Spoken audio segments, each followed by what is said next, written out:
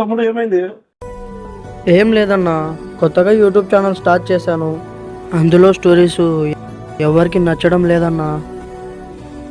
బయట జనాలనే మాటలు, అందుకే చాలా బాధగా ఉందన్నా. జనాలు అనేది మామూలే, అవన్నీ పట్టించుకోకూడదు. నువ్వు చేస్తాడల్లా. కొంచెం బాధగా ఉందన్నా. బాధ ఎందుకు పడతావు? నువ్వు తెలియదు, నీకు నవా ఇలా ముందు తెలుస్తావు వాళ్ళకి.